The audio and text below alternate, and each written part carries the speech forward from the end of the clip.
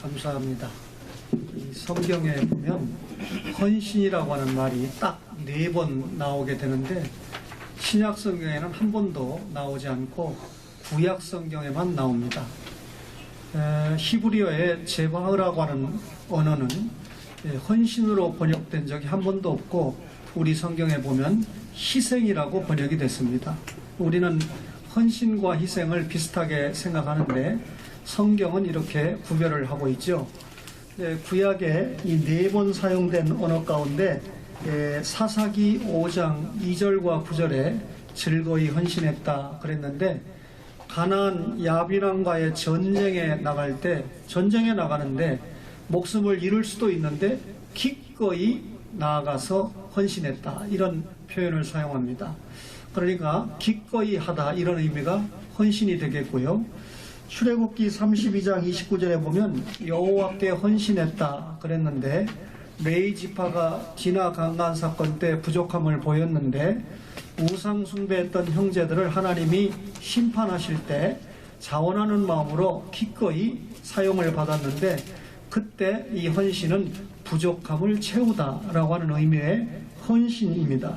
마지막이 시편 110편 3절에 보니까 주의 권능의 날에 주의 백성이 거룩한 옷을 입고 즐거이 헌신하니 새벽 이슬 같은 주의 청년들이 주께 나왔도다 라고 기록을 하므로 이때의 내다바라고 하는 의미는 주님께 나아가다, 다시 말하면 기꺼이 주님 앞에 나와서 예배와 찬송을 드리는 것을 헌신으로 표현을 했습니다.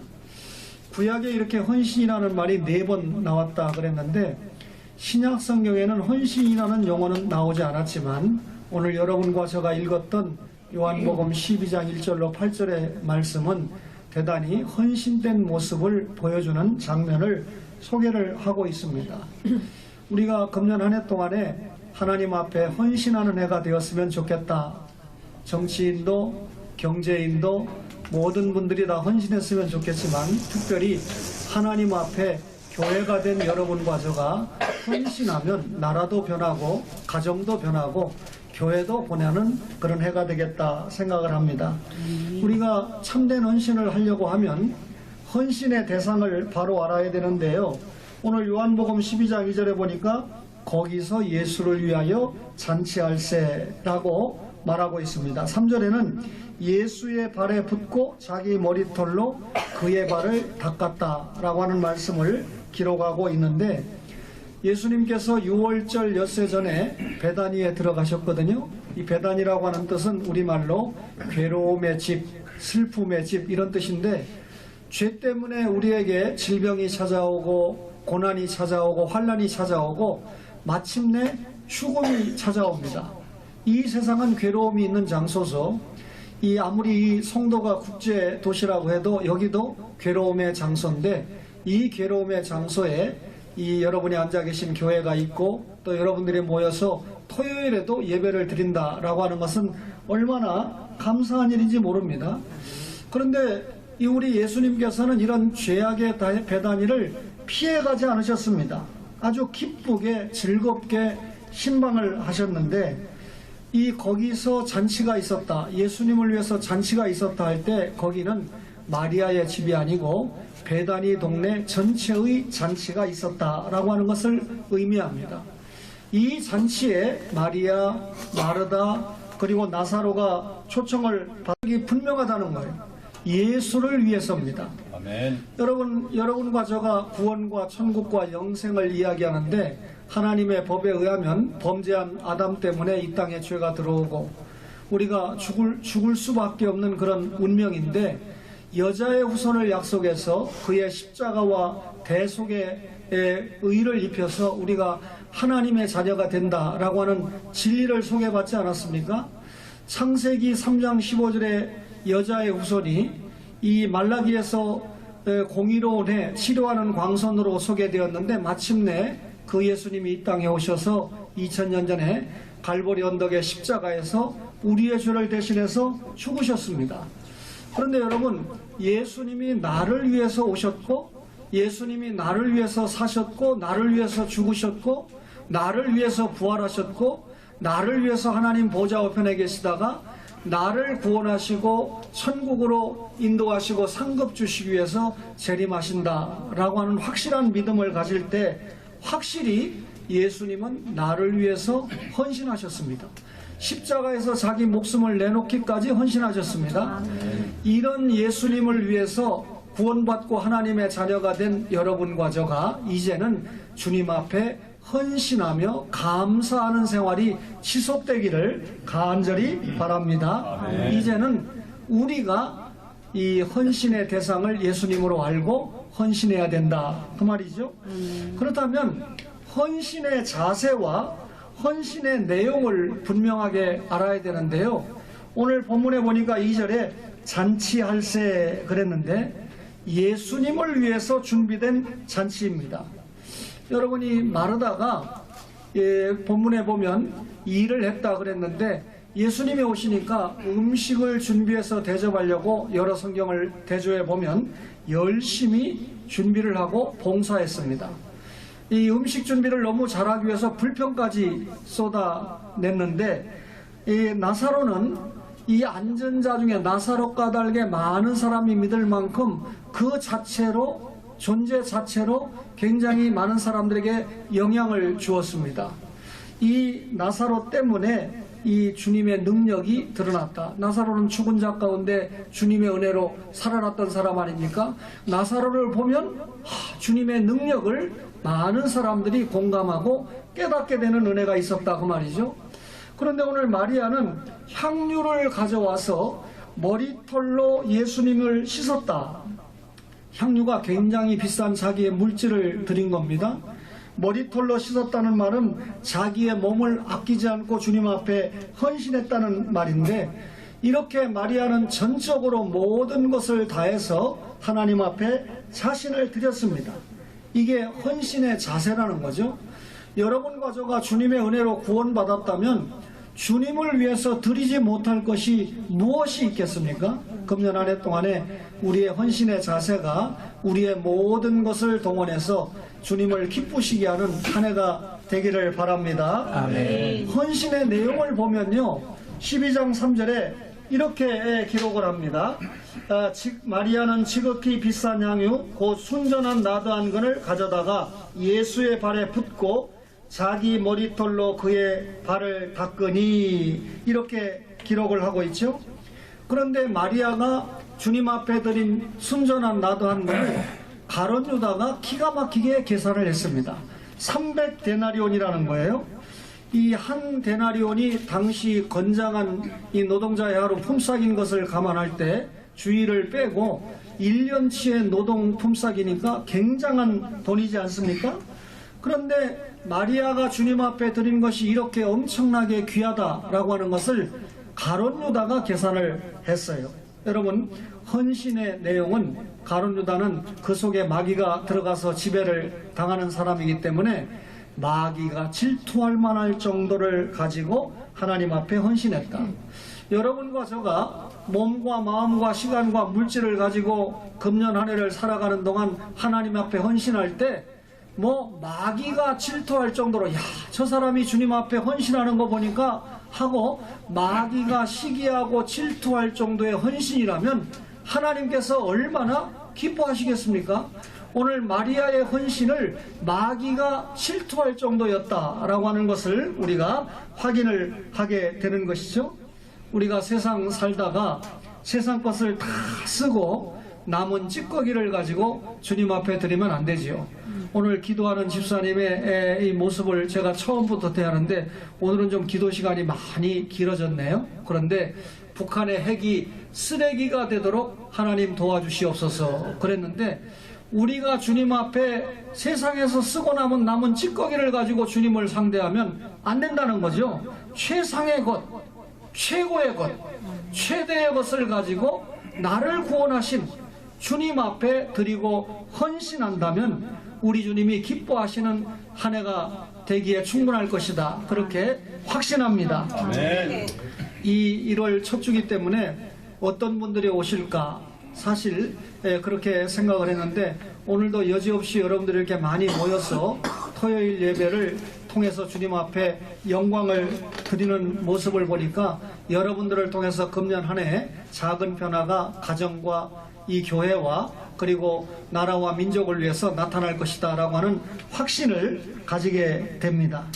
그러면 참된 헌신의 해를 우리가 살아갈 때 헌신의 평가와 열매를 볼 수가 있습니다. 오늘 본문에 보니까 헌신의 평가가 두 가지로 압축이 되는데요. 우선 마귀의 평가를 우리가 볼 수 있어요. 이 향유를 어찌하여 300데나리온에 팔아 가난한 자들에게 주지 아니하렸느냐라고 오늘 본문 5절에 그렇게 말씀을 하고 있죠.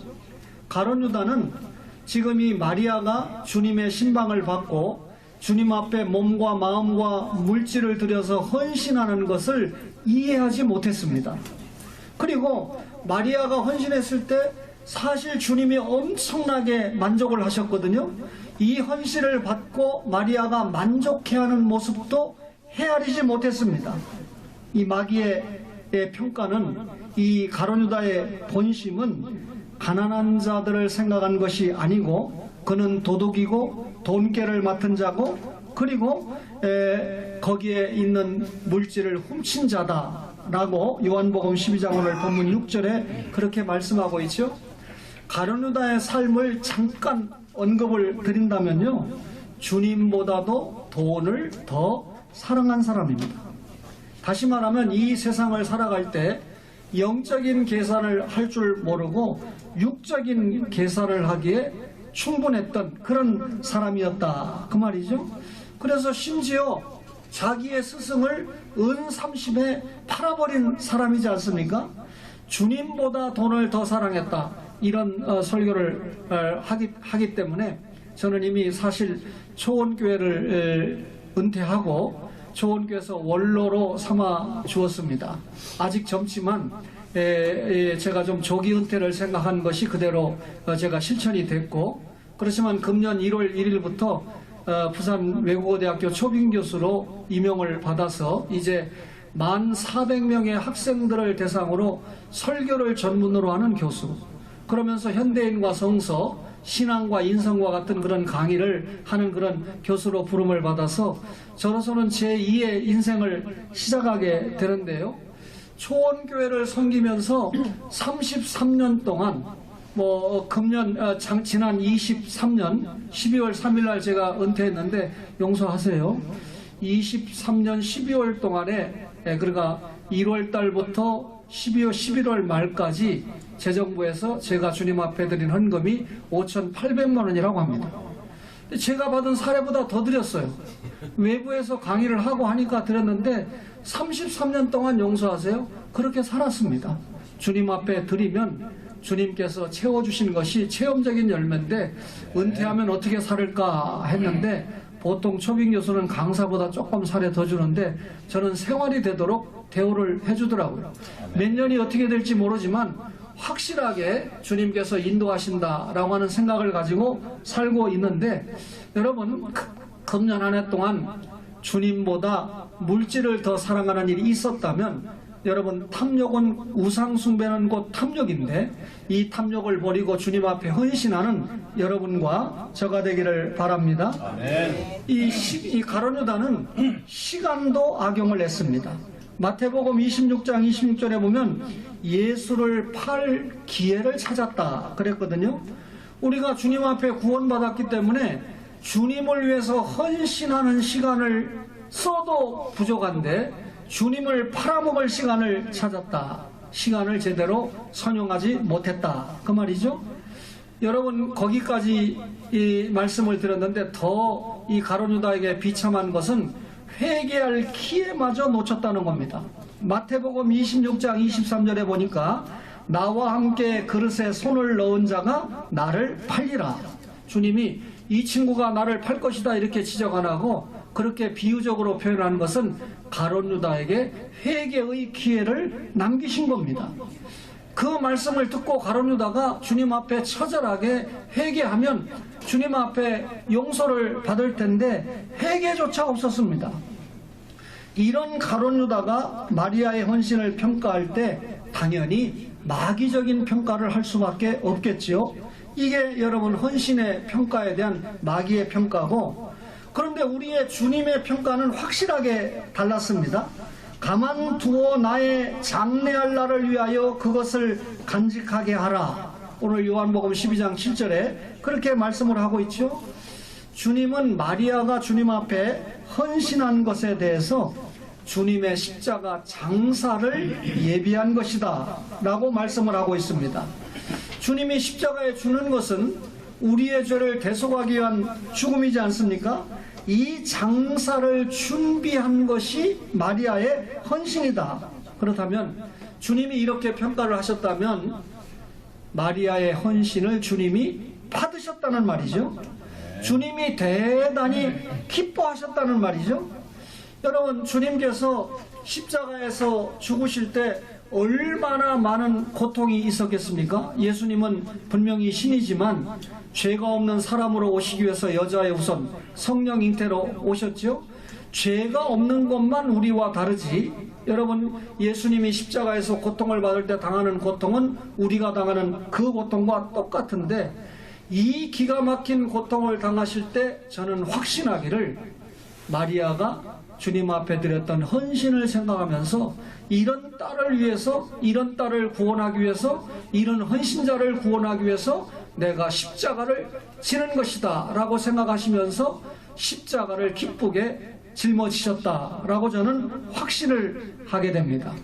그렇다면 여러분, 이런 헌신의 평가를 생각할 때 여러분과 저가 구원받고 주님 앞에 오늘 찬송한 대로 나의 몸과 시간과 물질과 모든 것을 드릴 때 주님이 기뻐 받으실 만한 그런 평가 나올 수 있도록 우리가 헌신해야 된다, 그 말이죠. 그런 한 해가 되기를 간절히 바랍니다.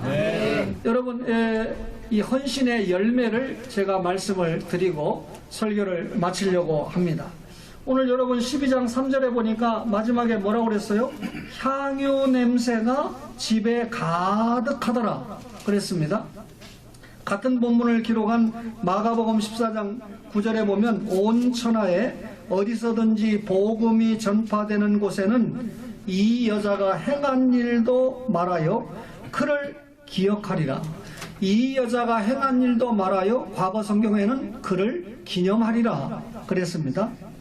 누가복음 10장 42절에 보면 마리아는 이 좋은 편을 택하였나니 빼앗기지 아니하리라 그랬습니다. 마리아가 주님 앞에 드린 이 헌신, 향유 냄새가 가득하더라 그랬는데, 조금 전에 말씀드린 대로 예수님께서 십자가에서 우리를 대신해서 이 대속의 죽음을 당하실 때 그 향유 냄새, 마리아의 헌신을 생각하시면서 십자가를 짊어지셨다라고 하는 말씀을 드렸습니다. 그런데 주님께서 이 마리아의 헌신을 온 천하에 어디서든지 복음이 전파되는 곳에는 이 여자가 행한 일도 말하여 그를 기억하리라 그랬습니다. 마지막 주간은 아마 제가 존경하는 이 사무엘 목사님께서 말씀을 이렇게 전하신 것으로 알고 있습니다. 또 새해를 시작하면서 저에게 첫 설교를 부탁을 해서 어떤 하나님의 말씀을 전할까 고심을 안 했다고 그러면 이 거짓말이 되겠죠. 사실 처음에 우리 박광익 총장님에게 보냈던 본문을 며칠 전에 제가 바꾸었습니다. 그 말은 그만큼 제가 기도하면서 고심을 많이 했다라고 하는 그런 말이죠. 오늘 제가 이 마리아가 헌신했던 본문을 통해서 여러분에게 이 말씀을 전할 때 이 여자가 행한 일, 복음이 전파되는 곳에는 이 여자가 행한 일도 말하여 그를 기억하라 그랬습니다. 이 여자가 행한 일을 제가 설교 매체를 통해서 여러분에게 전하고 있지 않습니까? 여러분, 이것이 열매입니다.